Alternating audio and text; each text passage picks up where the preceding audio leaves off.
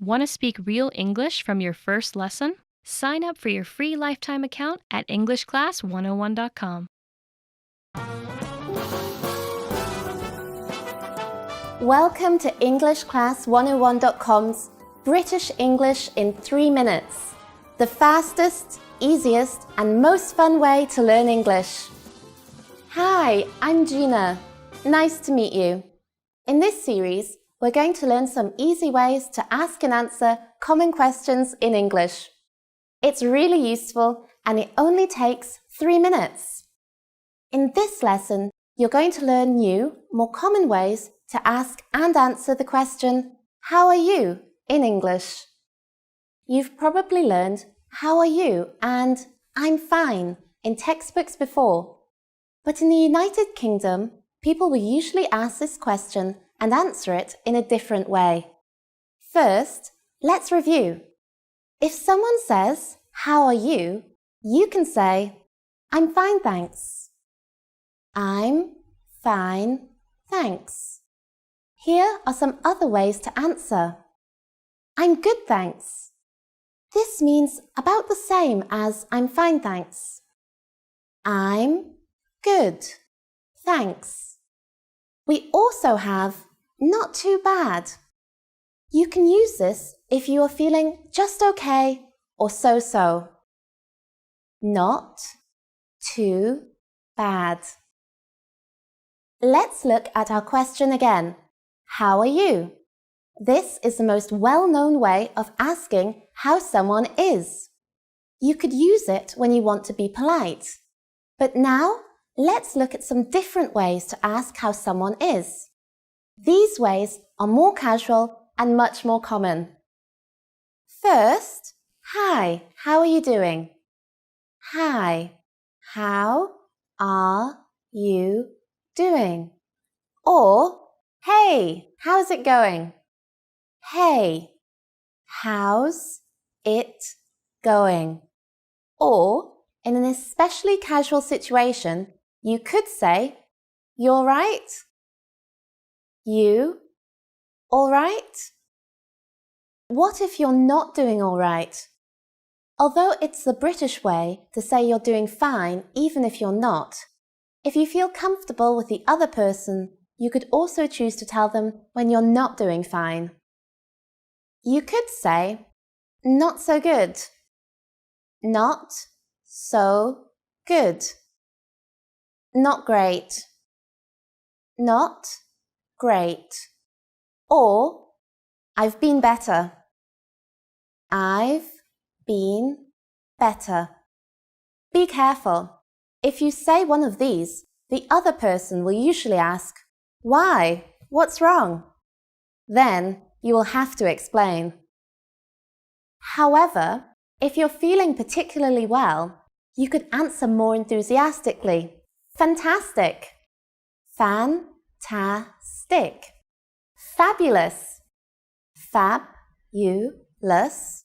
Or even, "I'm very well indeed." I'm very well indeed.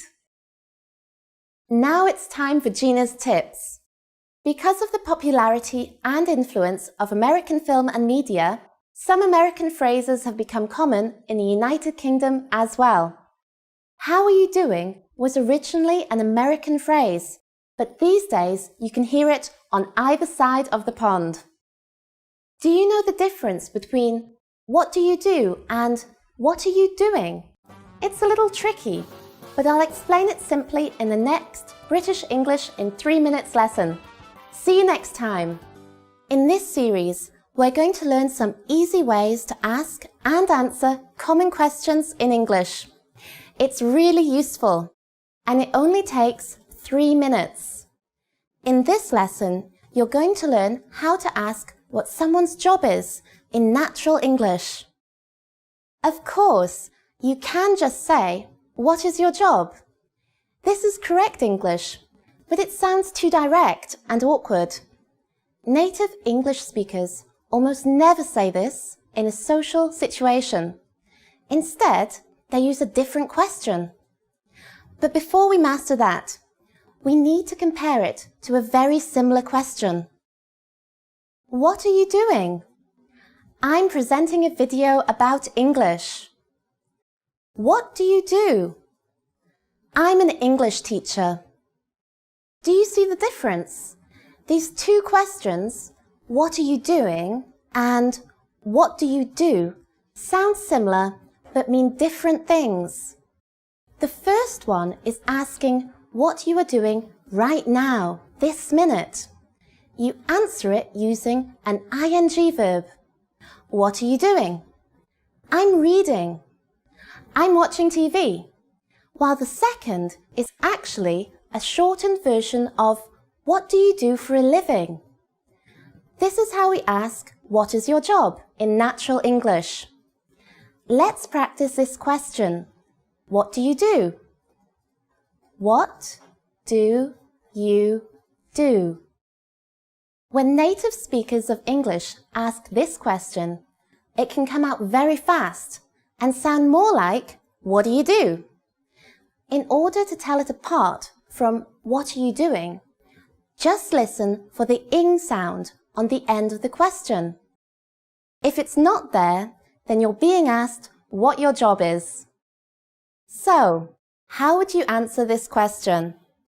Just think of it as if the other person is asking you, what is your job? You could answer with I'm and then your job. I'm a teacher.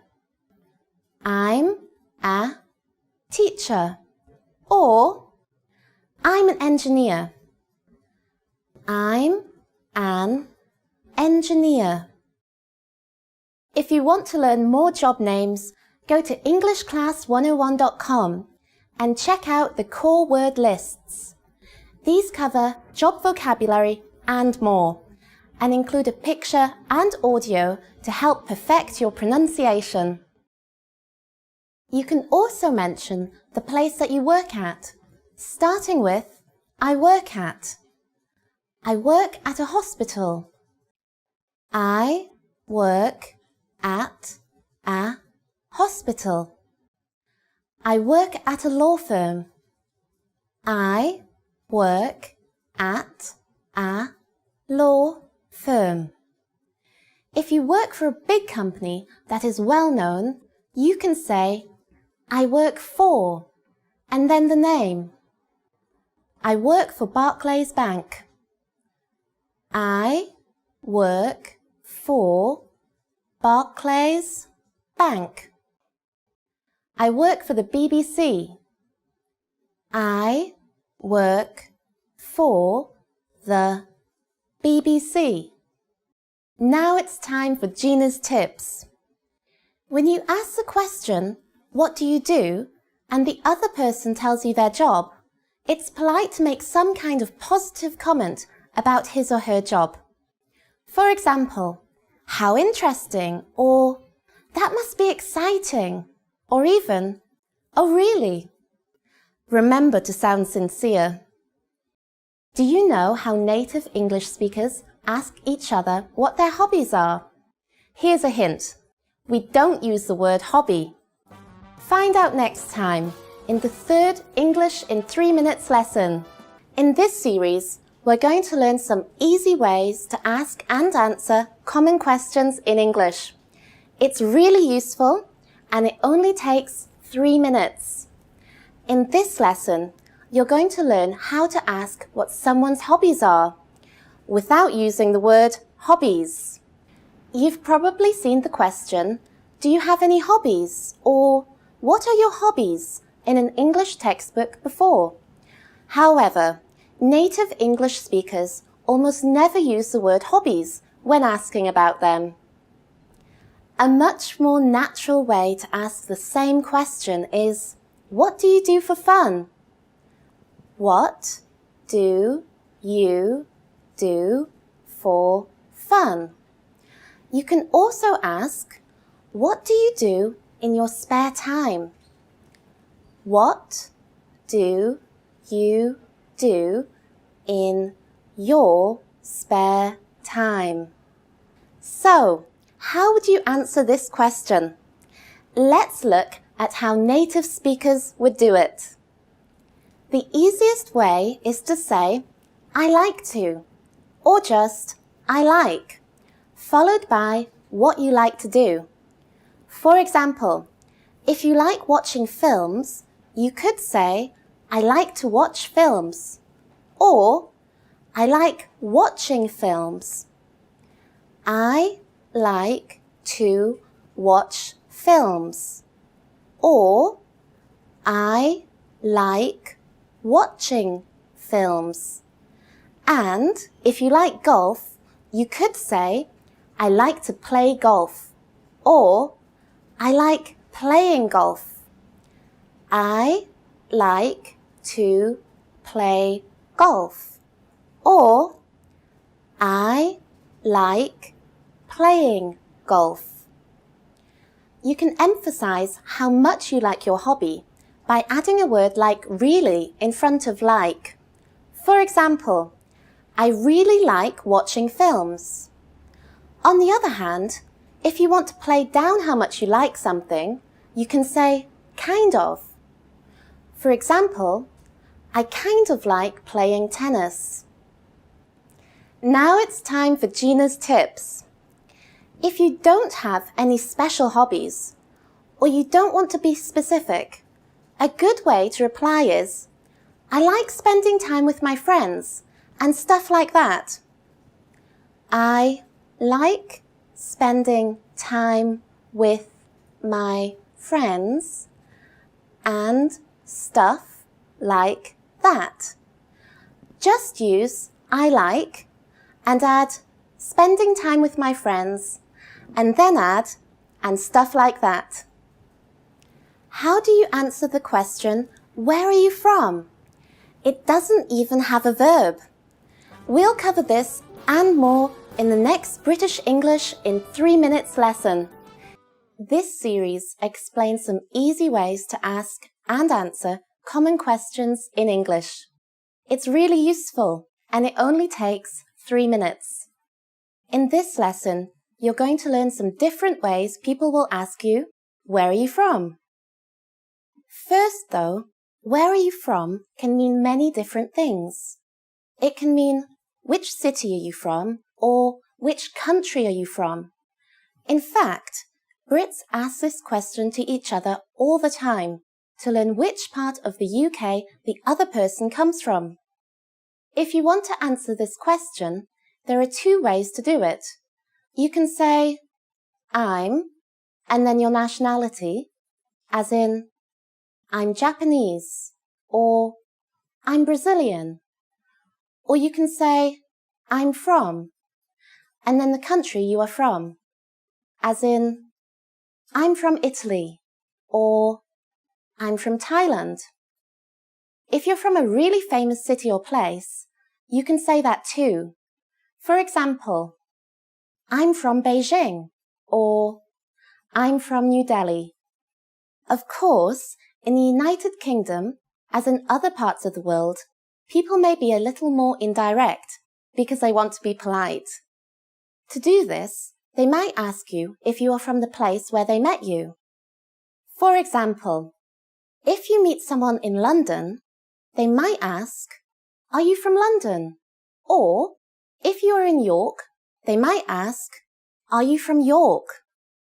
Many parts of the United Kingdom are very multicultural, so asking the question this way avoids what could be an embarrassing mistake.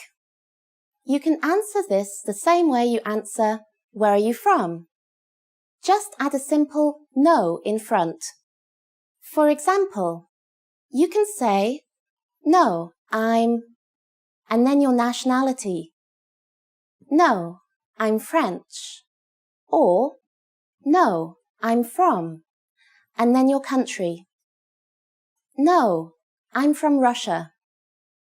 Now it's time for Gina's tips. The UK is a diverse place. People you meet may take great pride in the place or region they come from. If you ask someone about where they're from, they may respond by saying something like Yorkshire, Lancashire, or Hertfordshire. If they answer in this way, it usually means they are interested in talking more about their region and how it differs from others. In this lesson, we learned some different ways to ask, "Where are you from?" Do you know what to ask when you don't know someone's name? Of course you do. But what do you say when you've forgotten someone's name? Find out in the next British English in 3 minutes lesson. See you next time! Want to speak real English from your first lesson? Sign up for your free lifetime account at EnglishClass101.com.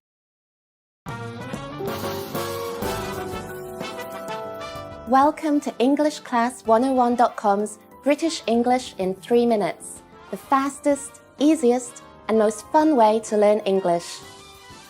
Hey everyone, I'm Gina. This series will teach you some easy ways to ask and answer common questions in English.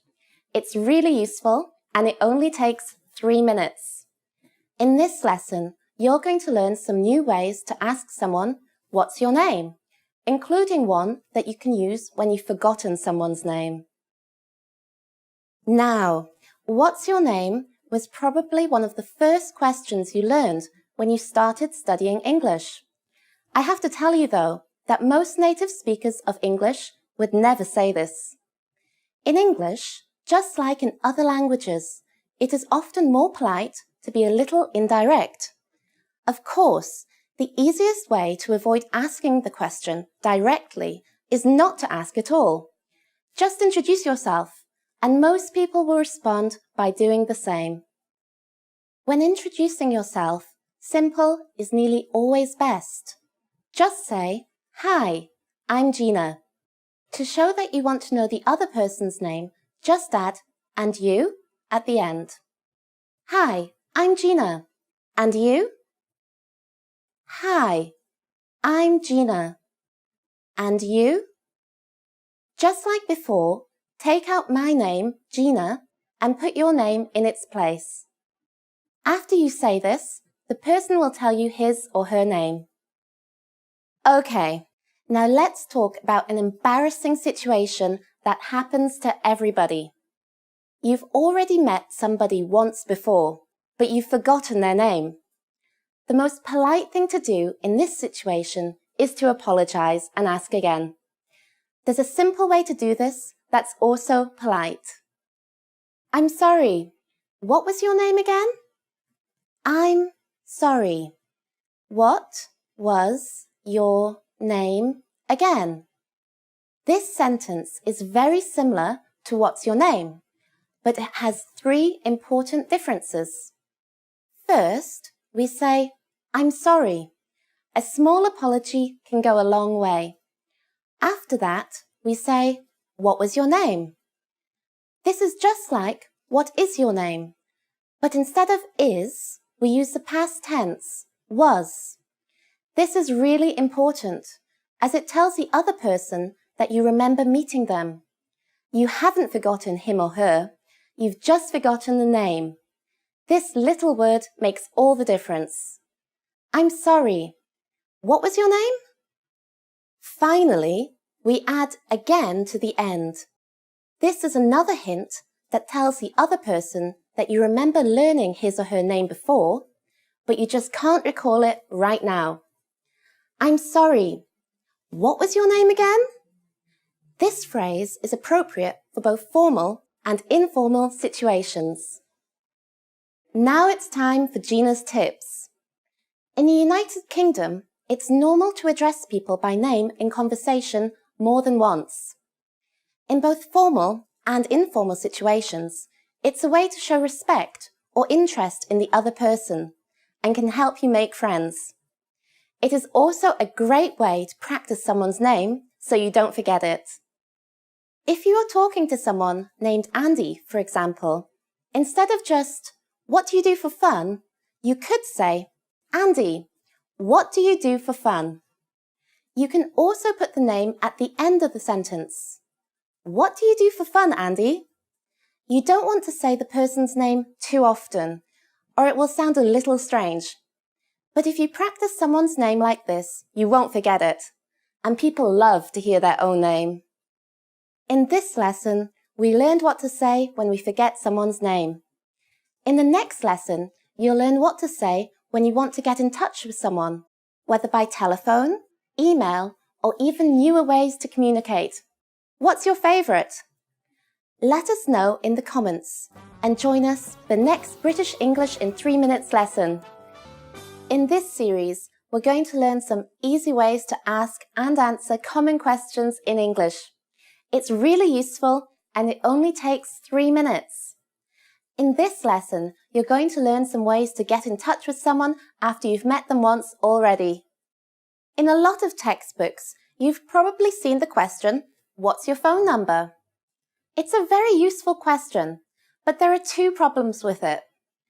Firstly, it can sound a little too direct, especially when talking to members of the opposite sex. And secondly, people use the phone a lot less these days than they used to. Instead, they might prefer to connect by email or on a social network like Facebook. To start with, though, a simple variation on "What's your phone number?" that sounds a little less direct is, "Could I get your number?" Could I get your number? We start the sentence with could, which softens the request.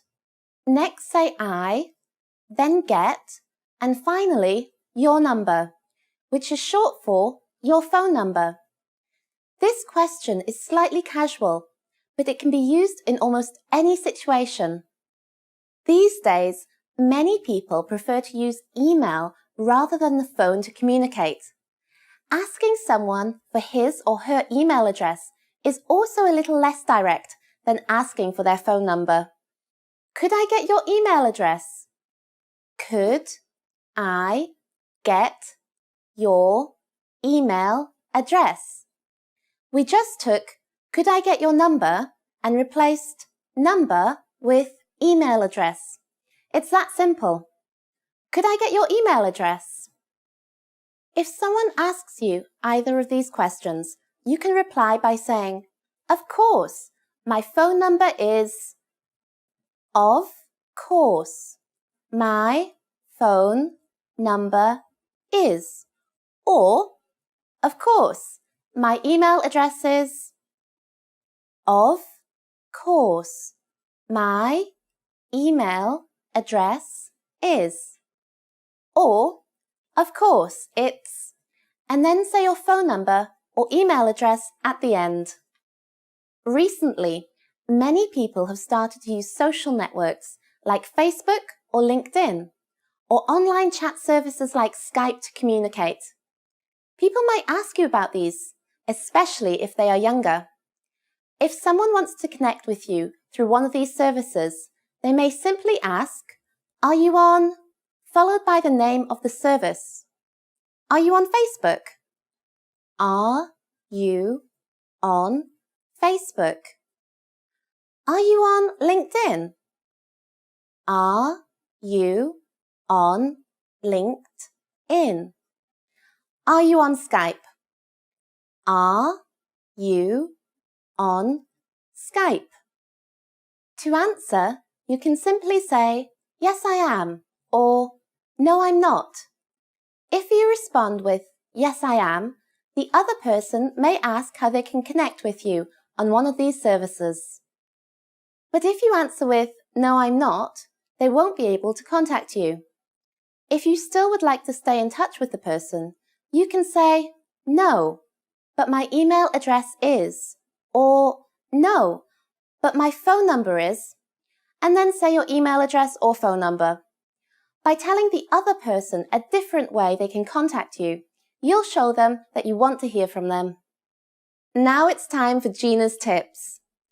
If you ask someone for their phone number, their email address, or some other form of contact information, they will usually give it to you if you've gotten to know them a little beforehand. If you ask them too early in the conversation, though, they may be hesitant about sharing that information. The key is to make sure you talk for some time before requesting this kind of personal information. In this lesson, we learned how to ask for a person's contact information. In the next British English in 3 minutes lesson, you'll learn another good way to get to know a person. In this series, we're going to learn some easy ways to ask and answer common questions in English. It's really useful and it only takes 3 minutes. In this lesson, you're going to learn how to ask and say where you live. Usually, someone will ask you where you live as a polite question after they've asked you your name, where you're from, and what you do for a living. They'll say, "So where do you live?" This is inviting you to keep making conversation. There are lots of ways you could answer this question, but here are some of the most common. You could say, "Do you know?" and then the name of the area you live in. Do you know County Durham? Or you could mention a local landmark, like near the library or near the cinema. You could also answer by telling the person what train line you live on, if your city has a train network, or what station is the nearest to your house, on the Central Line or near Piccadilly. So as you can see, there are lots of possible ways to answer the question, where do you live? Once you've told them, the other person might respond in one of the following ways. "Oh yeah, I know it," or "I live near there," or maybe, "I'm afraid I don't know it." The other person is just being polite by showing interest. So you can reply by saying something like, "Oh really?" A good way to continue the conversation is to ask them the same question in return. You can just say, "How about you?" or "Where do you live?" Put some stress on the you. Where do you live? Now it's time for Gina's tips. Asking where someone lives is a way to try to find out something you have in common with the person you're talking to. So if you're familiar with the area the other person lives in, make some comments about it. "That's a really nice area," or "The park there is really pretty." Anything is fine, as long as you don't say anything negative that could be taken as offensive, like, "That area has a high crime rate," or "I hear that area is really dangerous." Do you know how to ask which school someone goes to? Find out in the next British English in 3 minutes lesson. In this series, we're going to learn some easy ways to ask and answer common questions in English. It's really useful and it only takes 3 minutes. In this lesson, you're going to learn how to ask someone where they went to school or university. Asking someone where they went to university is a good small talk question and conversation starter. However, you have to be careful not to offend people if they didn't go to university. I'll tell you how to do this. The question is simple. If the other person is over 22, it's likely they will have left university already. So you ask using the past tense. Where did you go to university? The answer to this question is really easy. All you say is, "I went to," the name of the university, "in," and then the city. "I went to Imperial College in London." If the name of the city or town is part of the university's name, like Tokyo University or Oxford University, you can add the name of the country instead. "I went to Tokyo University in Japan." Once you've heard the other person's answer, it's polite to make some kind of comment. For example, "Wow, that's a really famous university." Or just, "Oh really?" Sometimes when you ask, "Where did you go to university?" the other person might reply, "I didn't go to university." In this situation, you should be careful how you reply so as not to appear rude. It's polite to not act surprised, but instead make a positive comment like, "Oh really?" Or ask a question like, "Did you go straight into a job?" Now it's time for Gina's tips. A good follow-up question to keep the conversation going is to ask the other person, "What did you study?" or "What was your major?" This gives them an opportunity to talk about something they're interested in. In the next lesson, you'll learn how to ask another basic question about the other person. That's, do you have any brothers or sisters? In this series, we're going to learn some easy ways to ask and answer common questions in English. It's really useful, and it only takes 3 minutes. In this lesson, you're going to learn how to ask someone about their family, asking whether they have any brothers or sisters. Asking someone about their family is nearly always a good topic of conversation. After all, most people love to talk about their family, right? In some English textbooks, you'll see the question, do you have any siblings? But actually, we rarely use the word siblings in casual spoken English. So in order to ask this question naturally, all you say is, do you have any brothers or sisters? Remember that in English, we hardly ever say sisters or brothers. It's one of those phrases with a set word order, like black and white, brothers or sisters. So the other person's answer to this question will probably be one of the following. Yeah, I have 2 brothers, or a brother and a sister, or 2 sisters, and so on. Sometimes they'll give details about ages and say something like, yeah, I have 2 younger brothers, or yeah, I have a younger brother and an older sister, and so on. Note that some people say elder instead of older, but they both mean the same thing. If the other person doesn't give details about the ages of his or her brothers and sisters, you can ask a polite follow-up question to show you're interested. Is he or she older or younger than you? Are they older or younger than you? The than you at the end is optional, as it's understood from the context. But what happens if the other person doesn't have any brothers or sisters? There's a set phrase for this in English, and that's, I'm an only child. Now it's time for Gina's tips. When someone gives you information like this, and there doesn't seem to be anything else to ask, a good all-purpose reply is to say, oh really, while nodding or just looking interested. Be careful though. It's really important to sound interested when you say, oh really? Otherwise, you sound very rude and sarcastic. Do you know how to ask someone if they have a husband, wife, boyfriend or girlfriend without being rude? In the next lesson, you'll learn how to ask a more personal question in polite English. In this series, we're going to learn some easy ways to ask and answer common questions in English. It's really useful, and it only takes 3 minutes. In this lesson, you're going to learn how to ask someone quite a personal question, whether or not they're married or have a boyfriend or girlfriend.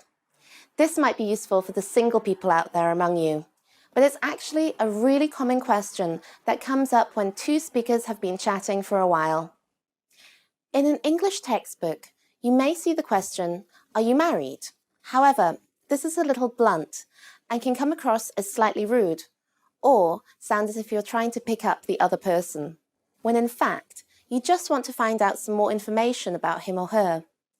There's a really important little trick you can use to ask this question naturally, and that's to say, are you married? Or did you notice the or at the end? You stretch out the sound of the or. This has the effect of softening the question and making it sound less direct. Once you've asked this question, if the other person is married, the answer will most likely sound like this. Yeah, I've been married for 3 or 5 or 10 years.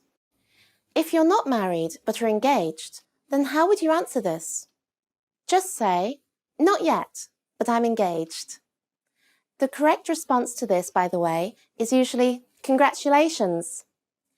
If you aren't yet engaged, but do have a long-term boyfriend or girlfriend, this is a good opportunity to bring that up. No, but I have a long-term boyfriend or girlfriend. By the way, the word steady sometimes comes up in English textbooks, but this is a really old-fashioned way to say long-term, and people don't really use it anymore.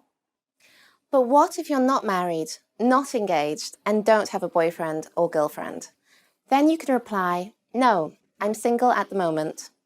This at the moment is another way to soften what you're saying and make it sound less blunt. Now it's time for Gina's tips. As I mentioned at the beginning, this question is a little personal. Make sure you've already been talking a while before moving on to this subject, or it can seem a little forward or too personal. Do you know how to compliment someone on what they're wearing in natural English? In the next British English in 3 minutes lesson, you'll learn how. See you next time.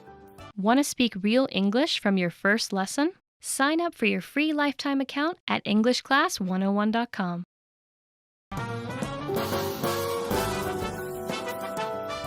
Welcome to EnglishClass101.com's British English in 3 minutes, the fastest, easiest, and most fun way to learn English.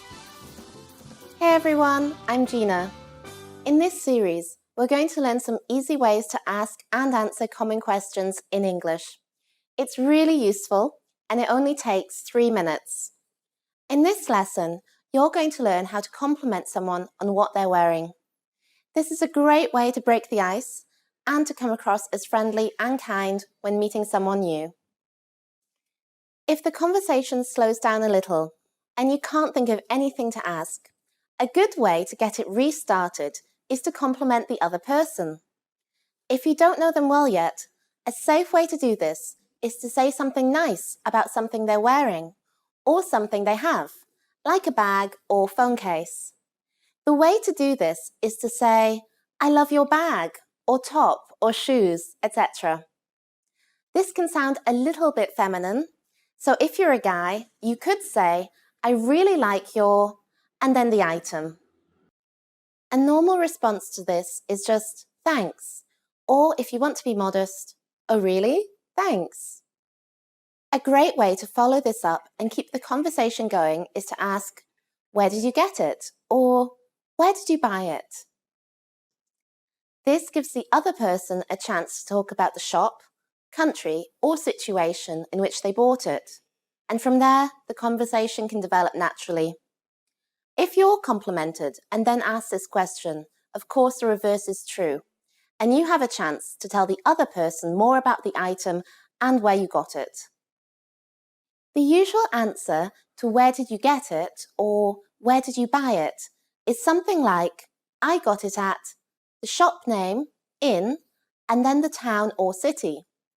This is appropriate if you bought the item in the country you're currently in, so the other person may know of the store. If you bought it in a different country, though, it's usual to say, "I got it in," and then the country name. You don't need to say the name of the store unless it's world famous, as the other person probably won't have heard of it anyway. Now it's time for Gina's tips. In some cultures, it's considered totally fine and even polite to ask how much something costs. But in most English-speaking countries, like the UK, Australia, and America, this is considered very rude and is a question that can only be asked by very close friends. And even then, it's risky. Remember not to say something like, "It looks expensive," or "How much was it?" when you're complimenting something that someone else owns. Have you ever met somebody that you wanted to meet again, but didn't know how to take that next step? In the next lesson, you'll learn how. In this series, we're going to learn some easy ways to ask and answer common questions in English. It's really useful, and it only takes 3 minutes. In this lesson, you're going to learn how to ask someone what they do on weekend evenings, and lead up to asking to hang out together sometime. In Lesson 3, we learned how to ask about someone's hobbies in natural English by saying, "What do you do for fun?" or "What do you do in your spare time?" This lesson's question is a little similar to this, but has an important difference. It's for when you want to ask what someone does on weekend evenings, such as going out, drinking, or dancing. First of all, in English, the most natural way to say go out drinking, dancing, and so on is just to say go out, as in, "Did you go out last night?" In context, the other person will know what you mean. In English, it's important not to ask things too directly. If you want to ask someone if they usually go out drinking or dancing on weekends, it's best to say, What do you usually do on Friday or Saturday nights? It's a bit long, but the emphasis on Friday or Saturday nights will tell the other person exactly what you mean. You could also say on weekends, but it might sound like you're asking about what they do during the day. Another way to ask this is to use the phrase get up to. This has the implication of doing things that are slightly naughty, like drinking alcohol or going to a club. What do you usually get up to on weekends? Asking the question in this way implies nightlife activities, so you don't need to say Friday or Saturday nights. A few possible responses to this are, I like going to bars with my friends. I like going clubbing with my friends. I like hanging out with my friends. If you don't like to go out at night, that's fine. All you have to say is, I don't really like drinking or clubbing, so I just like, and then say whatever you like doing instead. If you don't like drinking alcohol and going to clubs, be careful not to criticize these things too harshly, in case the other person gets offended. As we've mentioned before, a handy way to turn the question back on the person asking is just to say, how about you? Now it's time for Gina's tips. If you think going for a drink with this new person sounds like fun, and you'd like to make an informal invitation, bringing up the topic of what he or she gets up to on weekend evenings is a great way to do this. A natural, informal way to do this without pressurizing the other person too much is just to say, that sounds like fun. We should go together sometime. Do you know how to ask someone about their tastes in music in natural English? In the next lesson, you'll learn how. In this series, you're going to learn some easy ways to ask and answer common questions in English. It's really useful, and it only takes 3 minutes. In this lesson, you're going to learn how to ask someone what sort of music they like. This is a really common question when two people have been chatting for a little while. In this lesson, you'll learn how to answer this question in several ways. In your English textbook, you may have seen the question, what kind of music do you like? This is okay to use, but it can sound a little formal. There's actually a more natural way to ask this, using the phrase to be into something. Like, what are you into? This means the same as what do you like? So all you have to do to ask this question is say, what kind of music are you into? An alternative to what kind of is what sort of. They both mean exactly the same thing. So you can also say, what sort of music are you into? Now, how do you answer this question? An English textbook might tell you should reply with a type or genre of music, like jazz, hip-hop, or R&B. This is okay. You can say something like, I'm really into hip-hop, or I really like classical music. Another way to answer, though, is to just say the names of some of the musicians or artists that you like, as examples of the type of music you like. For example, I like Oasis and Queen. In order to level up your casual English, you could add the phrase people like or stuff like in front of the artist's name. I like people like Annie Lennox and David Bowie. I like stuff like Coldplay and the Beatles. As we've mentioned before, a handy way to turn the question back on the person asking it is just to say, how about you? But when talking about music, it's common for the other person to say something about your tastes, like, oh, I like them too, or I haven't heard of them. So as you can see, music is a great topic for expanding a conversation with a new person. The expression, I'm really into, can be used with a lot of different things, not just music. You can use it to talk about your hobbies or sports you like to play, as in, I'm really into tennis, or I'm really into football. It can be used with people too, if you want to say you like a certain person in a romantic sense. But be careful if you use it in this way. How do you get the conversation going when you want to talk about food? If you don't know, find out in our next lesson. In this series, we're going to learn some easy ways to ask and answer common questions in English. It's really useful and it only takes 3 minutes. In this lesson, you're going to learn how to ask someone about their taste in food. Food is another great topic for getting to know someone. You might also find out some interesting things about the food culture in the other person's country. Of course, you can ask someone directly, what kind of food do you like? Or what sort of food do you like? If you ask these questions, though, it might seem a little too open.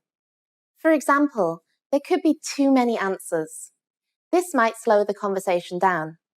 Instead, it's much better to choose a particular food, such as a famous one from your country, or one that has come up previously in the conversation, and ask if the other person likes that food. For example, do you like fish and chips? Possible answers to this are, yeah, I do. It's then a good chance to expand the conversation a little and say something about the food, why you like it, etc. For example, yeah, I do. I like it with mushy peas. Or even something simple like, yeah, I do. It's delicious. But what if you hate fish and chips? How do you give a negative answer? Again, you have to consider the other person's feelings and not be too critical of the food, even if you hate it more than anything, in case it's their favorite. So you could say something like, not really, or a more idiomatic phrase, I'm not a huge fan. Again, it's good for the conversation and polite to give a reason why you don't like the food. Some good reasons are, it's too greasy for me, or simply, I just don't like the taste of it. Now it's time for Gina's tips. If you meet someone who likes the same kind of food that you do, a nice way to continue the conversation is to ask them if they know any good restaurants that serve the food. Say, for example, that you both like Cornish pasties. You can say, do you know a good place for Cornish pasties? If there's another type of food you are interested in, just take out Cornish pasties and put in the food in the plural form. Do you know a good place for Sunday roasts? When you meet people at a party, do you know how to ask them how they know each other? Find out in the next lesson. In this series, we're going to learn some easy ways to ask and answer common questions in English. It's really useful and it only takes 3 minutes. In this lesson, you're going to learn how to ask someone about their holiday plans. Even between native English speakers, talking about holiday plans is a really common topic of conversation because it's both safe and interesting. So the first question you'll want to ask is if the other person is going on holiday. This is one of those situations in English where you can use the present continuous tense to have a future meaning. Instead of saying, are you going to go, which is difficult to say, all you need to say is, are you going? It means the same thing and is shorter and easier. So you could of course ask, are you going on holiday this year? This is fine, but there's actually another way we ask this question in English that sounds even more natural. Are you going anywhere on holiday this year? You can replace this year with another phrase. The most common is this summer. So how do you answer this question? If you're not going anywhere, for the most natural sounding reply, you can say, I'm staying at home this year. If you've already decided where you're going, you can reply with the name of the place and the month you're going, again using the present continuous or ing tense. Yeah, I'm going to Hawaii in July. What if you're definitely going somewhere on holiday, but you haven't yet decided where you're going? Then you can use useful little phrases like, I'm planning to go, and I'm thinking of going. If you have 2 or more places you're considering, you can use the phrase, or maybe as a joining phrase. I'm planning to go to Hawaii or maybe Thailand. I'm thinking of going to Hawaii or maybe Thailand. So what can you talk about once you've said where you're going on holiday? Well, you can say what you're planning to do there using the phrase, I want to. I'm planning to go to Hawaii. I want to sunbathe. I'm planning to go to Thailand. I want to go shopping. A good follow-up question to this is asking how long the person will stay there for. Asking this is really simple. We often say, how long are you planning on staying? Or, how long are you going for? Answering this question is really easy too. You don't need to repeat the question or say, I'm going for, or I'm going to stay for. All you need to say is the length of time. How long are you going for? A week, 10 days, 2 weeks. Now it's time for Gina's tips. British speakers of English will use holiday as opposed to the American term vacation. Depending on where the native speaker of English is from, you might hear the word holiday, holidays, or even the colloquial term jollies. In this lesson, we learnt how to ask and talk about vacation plans. In the next lesson, you'll learn how to ask about the relationship between two other people, and by doing this, make even more friends in English. Do you know how to ask about this? I'll be waiting for you in the next British English in 3 minutes lesson. See you next time. Want to speak real English from your first lesson? Sign up for your free lifetime account at EnglishClass101.com.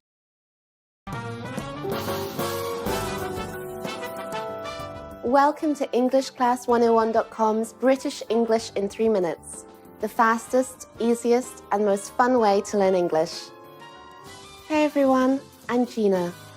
In this series, we're going to learn some easy ways to ask and answer common questions in English. It's really useful, and it only takes 3 minutes. In this lesson, you're going to learn how to ask someone who they know. Often at a party or in another social situation that you attend with a friend, you'll be introduced to someone new, or someone else will join the conversation. A question that we often ask in this situation is how the new person knows your friend and what the connection is between them. So how do we ask this? It's easy. Pretend that your friend's name is John. You could ask the new person, so how do you know John? If John is still talking to you, you can ask this in a slightly different way by including both people and saying, so how do you know each other? This "so" at the beginning softens the question, as well as making it clear that you're introducing a new topic. There are many possible answers to this question, usually beginning with, we met. We met at school, or we met at a party, or we met through a friend. Another way to answer this is to state your current connection with the other person. For example, we work together, or we have a mutual friend. This phrase, a mutual friend, is a really useful idiom that you should keep in mind. The next logical step in the conversation is to expand on what you've just learned. A good all-purpose reply is, oh really? Then you can ask another follow-up question. For example, if the other person says, we met at school, you can say, where was your school? Or which school? If they say, we met at work, you can then ask, where do you work? Or what is your profession? If they say, we met through a friend, a possible follow-up question could be, anyone I know? Of course, it's also possible that the other person will ask you where you met the mutual friend by using that useful phrase, how about you? Now it's time for Gina's tips. Social gatherings in the UK are quite an occasion, and there are plenty of opportunities to get involved in discussions with people from many different class backgrounds. The British class system still very much exists, and social sports gatherings such as Royal Ascot and the Henley Royal Regatta are good places to hear middle to upper class accents, words and phrases. Try to pick up some yourself when you go, and be sure to wear sophisticated clothes. Do you know how to talk about sports in English?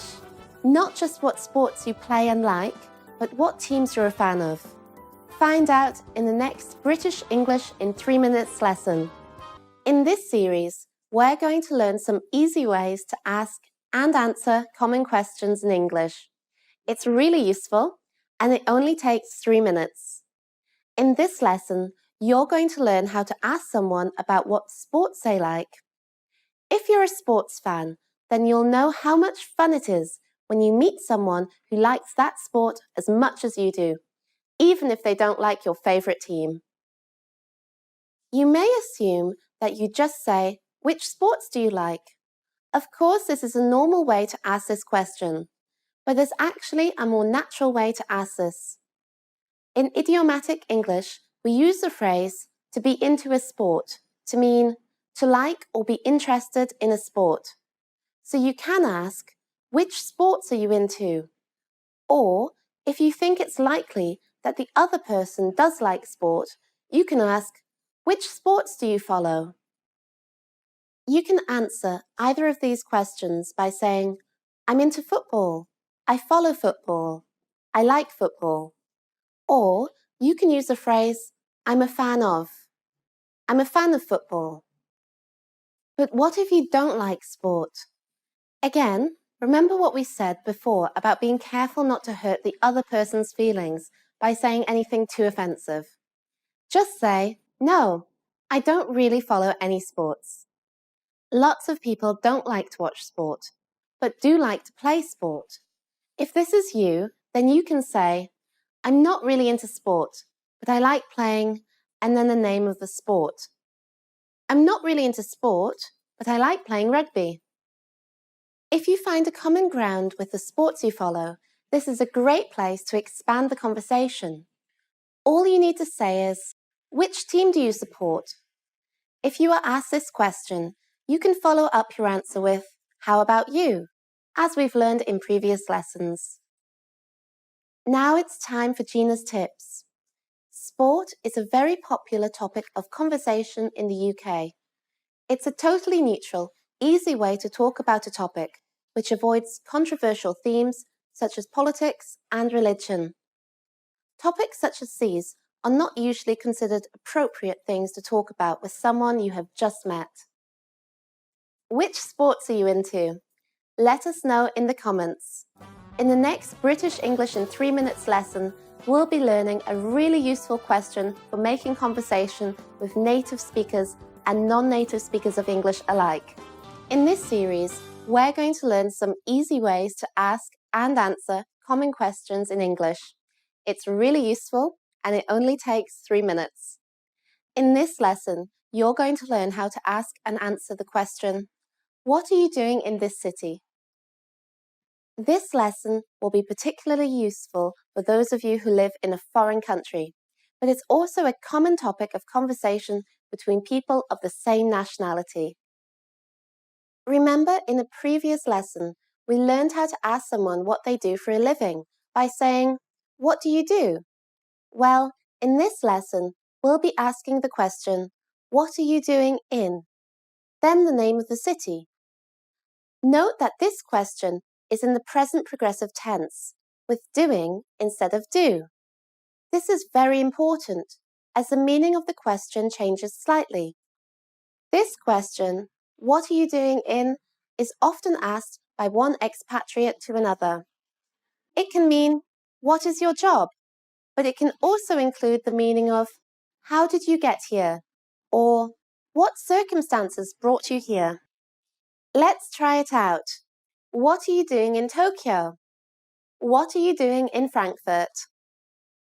As you can imagine, this question is quite open-ended, so there are a number of possible ways to answer it.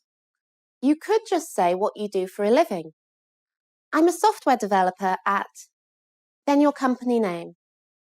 "I'm a software developer at Google."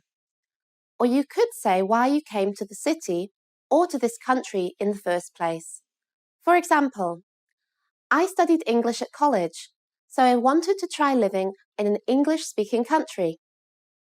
"My husband or wife got transferred here by his or her company."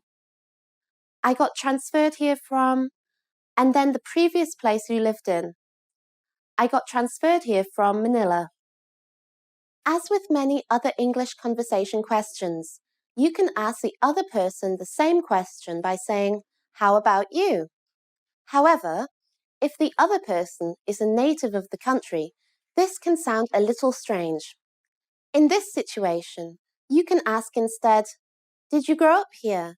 Or were you born here?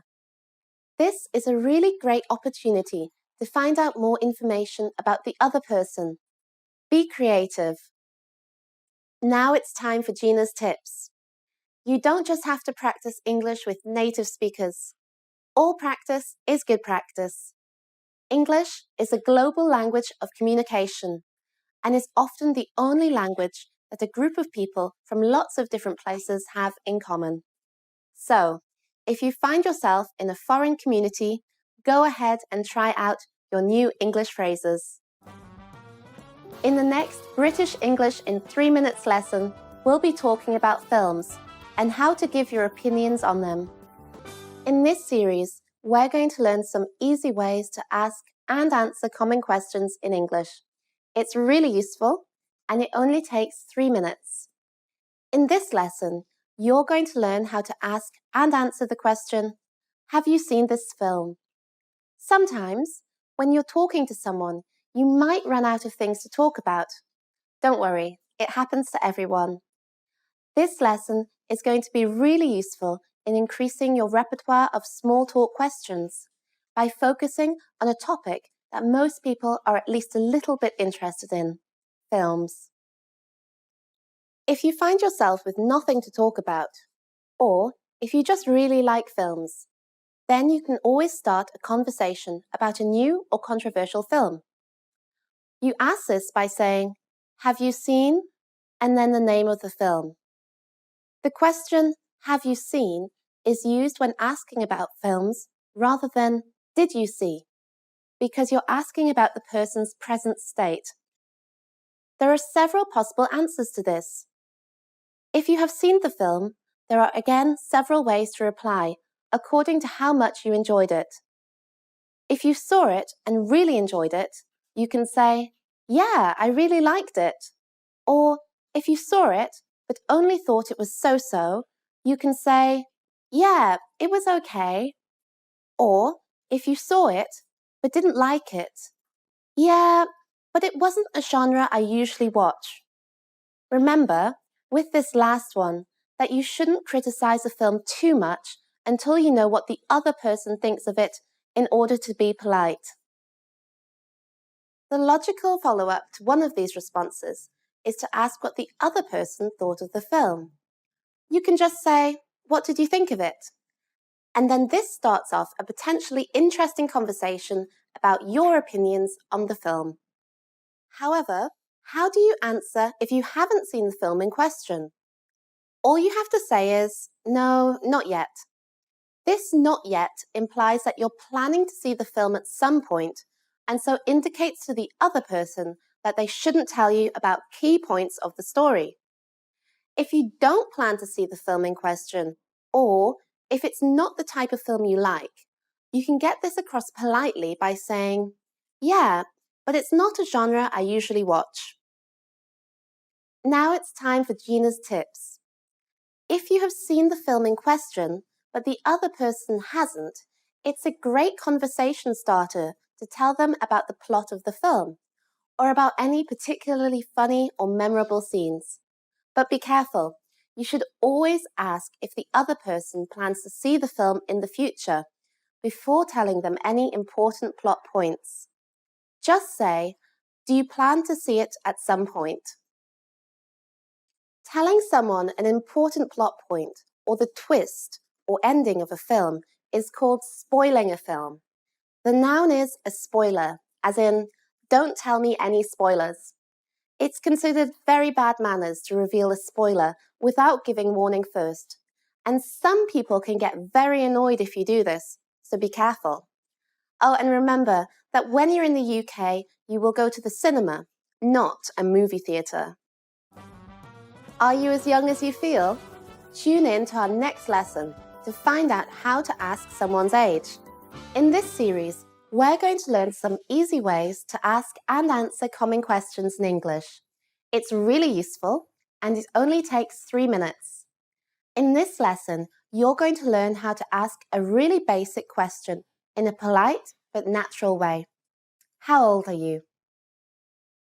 In your English textbook, one of the first lessons may have been how to ask someone's age by saying just, "How old are you?"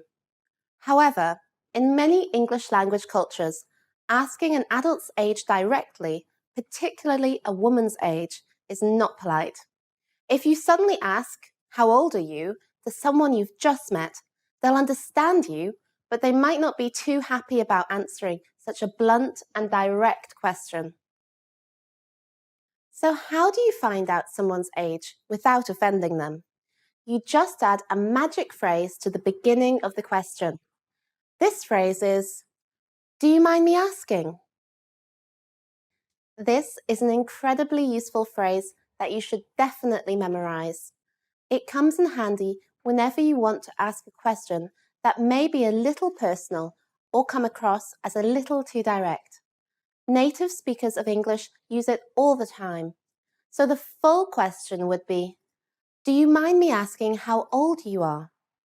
Pay attention to the word order.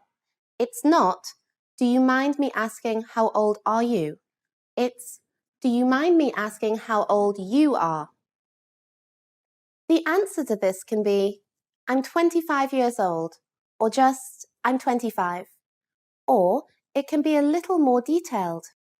If you've just had a birthday, you can say, "I've just turned 25." Or if you're about to have a birthday, you can say, "I'll turn 25 this month," or "I'll turn 25 in November." It's more natural here not to give your exact birthday, for example, November the 1st, but just a month. So again, to turn this question back on the person asking the question and find out his or her age, all you have to do is use that other magic phrase we introduced in previous lessons. How about you? Here, it's okay not to worry about being polite, since the other person asked you the question first. Now it's time for Gina's tips. We mentioned that asking someone's age may not be polite, but if you do decide to ask this question, here's another tip. Some people like to reply with another question. How old do you think I am? Be careful. If you say an age that's older than the person's true age, they may be very offended. So it's always safer to say a number lower than what you actually think. So, if you think the person looks 40, say 35 and see how happy they look. Did you hear about the great video series called British English in 3 minutes? In the next lesson, we'll be learning how to talk about recent news stories using the phrase, "Did you hear about?" See you next time. Want to speak real English from your first lesson? Sign up for your free lifetime account at EnglishClass101.com. Hey everyone, I'm Gina. In this series, we're going to learn some easy ways to ask and answer common questions in English. It's really useful and it only takes 3 minutes. In this lesson, you're going to learn how to talk about current affairs in a casual and natural way by asking, "Did you hear about?" Current affairs sounds like a frightening, formal topic to talk about, but actually it forms the basis of many casual conversations in English. Talking about current affairs is a great way to have an interesting conversation without getting too personal with someone you may have just met. And it's also a great way to learn more about the country you're in if it's not your native country. So say you were watching TV in English last night and you saw an interesting or controversial news item that you want to talk about. You can't just suddenly start talking about it with no introduction, because that would sound really odd and maybe confuse the person you're talking to. So how would you bring a topic like this up naturally? All you do is use the phrase, "Did you hear about?" And then you add the news item to the end of this. For example, if there was an earthquake in Asia, you could say, "Did you hear about the earthquake in Asia?" To make it sound even more natural, you can add when specifically this event took place. "Did you hear about the earthquake in Asia last night?" In answering this question, you have a number of options. If you know of the event the person is talking about, you can tell them and give some detail about where or how you heard about it. Yeah, I saw it on TV. Or, yeah, I heard it on the radio. Or, yeah, I heard about it from a friend. But if you don't know what the other person is talking about, just saying no can sound rather blunt and as if you're not very interested in what they're saying. So instead, you can show your interest and invite them to tell you about it by saying, "No, what happened?" And then this will normally prompt the other person to begin giving you details about the event in question, leading to a longer conversation. Of course, it's even better if, when listening, you can make some comments using appropriate adjectives. The construction how, adjective, is useful when doing this. For example, if the other person is telling you about a very sad or disastrous event, an appropriate comment would be, "How terrible," or "How awful," or "How sad." On the flip side, if it's a happy event, like a lost child being found, what native speakers often say are comments like, "That's great," or "That's a relief," or "That's amazing." Be creative with your English adjectives. Now it's time for Gina's tips. 20 years ago, most people got their news from television and newspapers, or traditional journalism.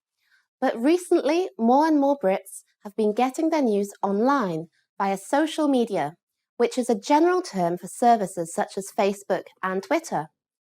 A survey found that as of 2012, over 50% of people had learned about a breaking news story via social media rather than from traditional sources. During that same year, online news revenue surpassed the revenue of traditional print newspapers. Have you ever been to Beijing? How about Madrid? In the next British English in 3 minutes lesson, we'll be talking about past travel experiences. In this series, we're going to learn some easy ways to ask and answer common questions in English. It's really useful and it only takes 3 minutes.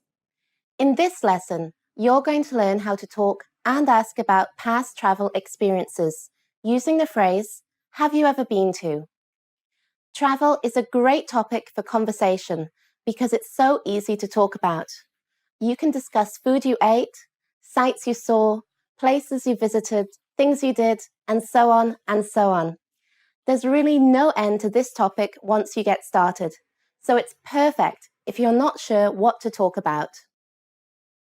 Asking where someone has been on holiday or traveling is easy. All you have to do is ask, "Have you ever been to?" and then add the name of the country or city you want to ask about. This little word ever in "Have you ever been to?" is very important, not because of its meaning, but because it makes a question sound just like how a native speaker of English would ask it. It's like a set phrase. Have you ever been to? So, say you're asked, "Have you ever been to Tokyo?" How would you answer? A simple yes or no isn't going to cut it if you want to have a good conversation in English. Say you have been to Tokyo. There are a number of ways you could answer this. You could answer with how many times you've been there. Have you ever been to Tokyo? Yeah, twice. Or yeah, 3 times. Or, if you want to be less specific, yeah, a few times. If you've been 1 time to Tokyo, there's a special way of saying this. Yeah, but only once. This "but only" is optional, but it makes your reply sound natural, like a native English speaker. Apart from the number of times you've been there, you can also reply with when you went there. For example, yeah, I went there last year. Or, yeah, I went there 3 years ago. Or, yeah, I went there when I was a kid.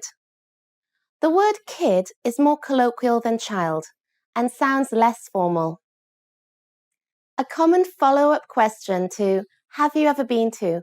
is often to ask the person's opinion of the place. There are two common ways to ask this question. The first is, what did you think of it? This is a super useful question that we saw in Lesson 19 when asking about films. But you can use it for so many different topics that it's a good idea to memorize it. The second is, how was it? You can answer both these questions in the same way. Remember in previous lessons we talked about expressing your opinions without hurting the other person's feelings. The same rules apply here. If you like the place, you can go ahead and say that. Be creative with your adjectives. For example, I loved it. It was so exciting. I really liked it. It was so vibrant. I loved it. The food was delicious, and so on. If you didn't like it so much, be tactful using one of the phrases we introduced in earlier lessons. For example, it wasn't really my type of place. A great way to say you didn't like a place in a polite way is to compare it with another place you did like. For example, I didn't like Tokyo as much as I like Kyoto. This is also a very useful phrase. I didn't like something as much as something else. Remember it. Now it's time for Gina's tips. Since the point of these questions is to start a conversation with the other person, you can follow up by asking about specific landmarks or attractions in the city or country you're asking about. Use the pattern, did you see, and then the landmark. For example, did you see the Great Wall? This is a great way to get the other person to tell a story and further the conversation. Are you a cat person or a dog person? In the next British English in 3 minutes lesson, we'll be talking about pets. In this series, we're going to learn some easy ways to ask and answer common questions in English. It's really useful and it only takes 3 minutes. In this lesson, you're going to learn how to talk about your pets and ask about other people's. Lots of people love animals, don't they? And lots of people have pets, which is why pets are a good topic of conversation. In this lesson, we'll be learning how to go above and beyond the boring English textbook questions when talking about and asking about pets. The first question is a classic and one that you have probably seen in your English textbook. There's really no other way to ask this. Do you have any pets? If, however, you want to take a more roundabout route to this question and are feeling adventurous, you could first ask, are you a cat or dog person? This is an idiomatic way of asking whether someone prefers cats or dogs. If you bring this question out, a native English speaker will be stunned with how good your English is. And after asking this, you could then ask if she or he has any pets. Answering the question, do you have any pets, couldn't be simpler. Yeah, I have a cat. Yeah, I have a dog. Yeah, I have a dog and a cat. Yeah, I have 2 cats. And so on and so forth. But you don't want the conversation to end there, do you? Of course you don't. Here's a good place to ask a little about the pets themselves. First, you can make an enthusiastic comment about the type of animal. For example, oh, I love dogs, or I love cats. Then you could ask, what's its name? If the person has more than one pet, what are their names? Another good question is asking what type of dog or cat the pet is. The special word for referring to a particular type of animal in English is breed. What breed is it? Or, what breeds are they? But what if you don't have any pets? How would you answer the initial question? Do you have any pets? A flat no can sound unfriendly. And as we mentioned in previous lessons, it can shut down the conversation before it really gets started. So it's best to add the reason why you don't have any pets. For example, let's imagine you just don't like animals. Remember we mentioned being careful not to be rude when giving opinions? Well, here it's particularly important as many people are animal lovers and may be offended if you say you hate or don't like animals. Instead, you could say, I'm not really an animal person. This is a nice, soft way of saying you don't like animals without causing offense. If you don't want to say this, there's another great answer to this question. I'm allergic to animals. This may in fact be true, but it's also a great excuse as to why you don't have pets if you simply just dislike animals. A third and final reason, my building doesn't allow pets. This is useful for those of you who live in apartment buildings in big cities, where a no pets rule is very common. Now it's time for Gina's tips. Some animal lovers don't like it when you refer to their pets as it. In this lesson, we refer to a pet as it, as in, what breed is it? Or, what's its name? And generally, when you talk about animals, you should say it. But sometimes it's safer to ask the gender of someone's pet. You could also refer to the pet as he when you're asking about a pet, and let the person correct you if the animal is actually female. For example, what breed is he? What's his name?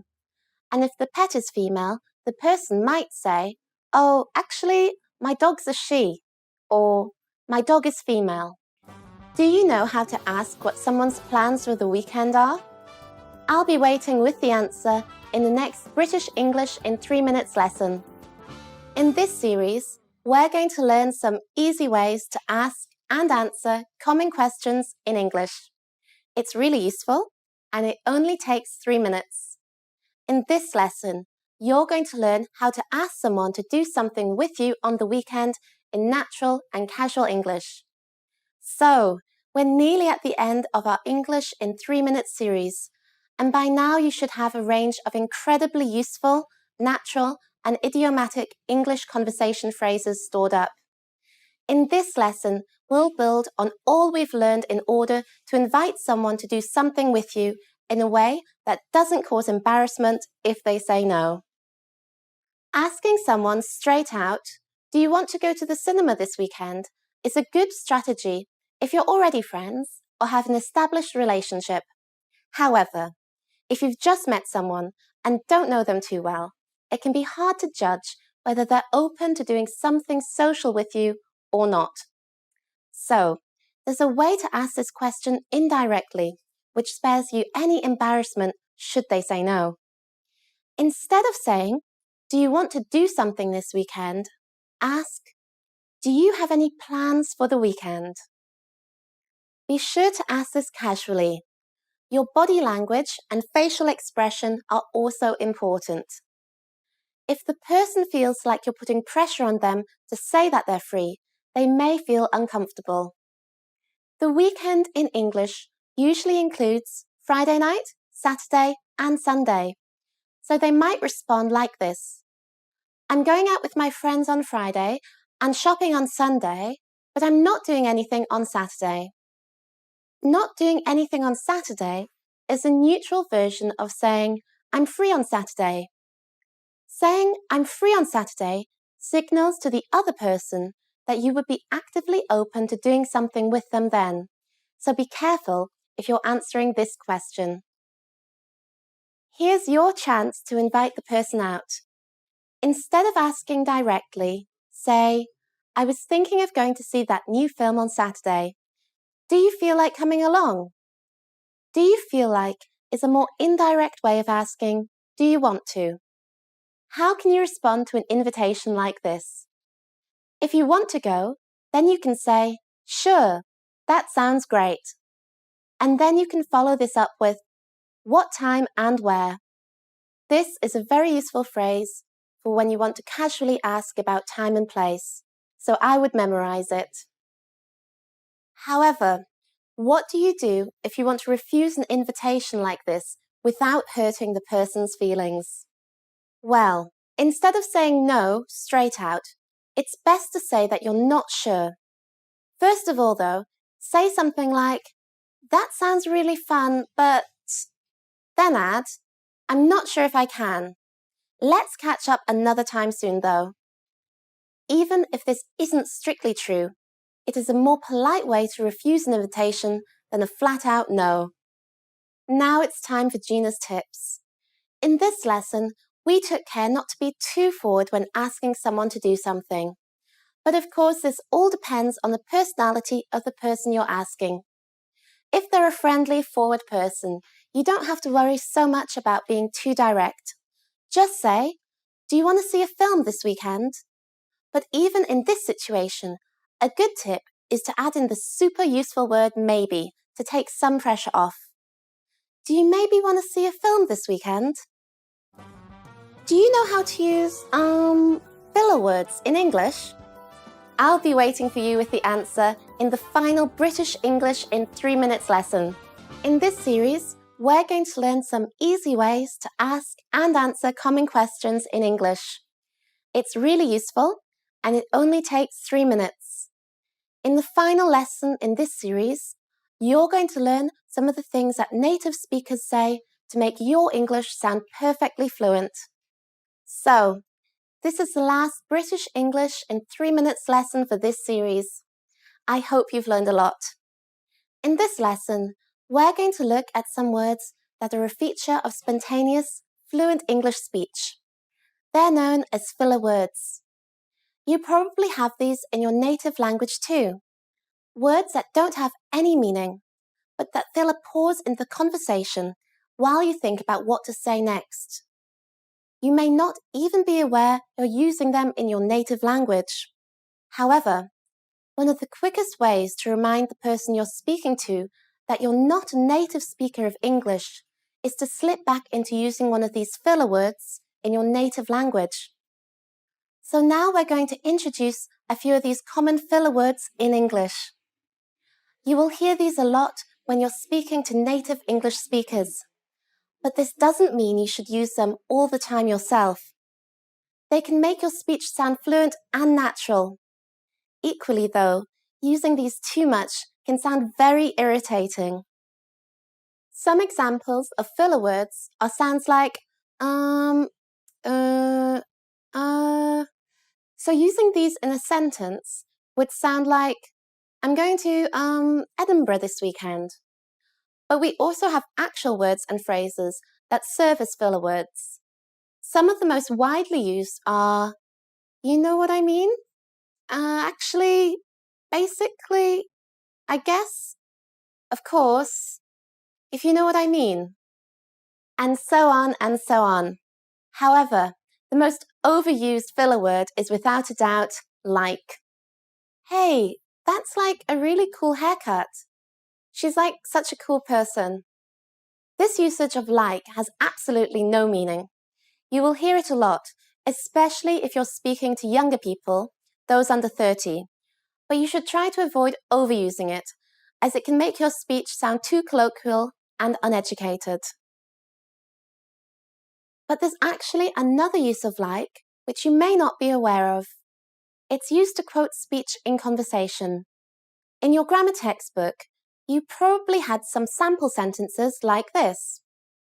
"He told me he was going to see a film this weekend," or "He said he was going to see a film this weekend," or "He said I'm going to see a film this weekend." But I'll tell you a secret. It is very, very common for younger native English speakers to quote using the phrase "was like." For example, he was like, "I'm going to see a film this weekend." To expand this further, you might even overhear something like this. He was like, "I'm going to see a film this weekend. Would you like to come?" And I was like, "I don't know. I'm sort of busy." And he was like, "Okay, maybe next time." Did you follow all that? Now, I'm not suggesting you copy this way of speaking exactly, but please be aware that "he was like" and "I was like" is a very common, if not a slightly lazy way of quoting speech in modern English. And throwing in a "he was like" and "I was like" every now and again will make you sound like a totally fluent young native English speaker. Now it's time for Gina's tips. I said that these filler words don't mean anything and that they can sound annoying when you use them too much, but actually they can have an important function. As well as giving you time to decide what to say next, they also help you to keep your turn when speaking, as opposed to going quiet and possibly allowing someone else to jump in and start talking. They can also weaken or soften what you're saying, which can work either positively or negatively. If you're saying something important that you want people to take seriously, you should try to avoid using fillers. But if you're telling someone something difficult, or if you're expressing some strong feeling, it might be good to throw in a like or a you know.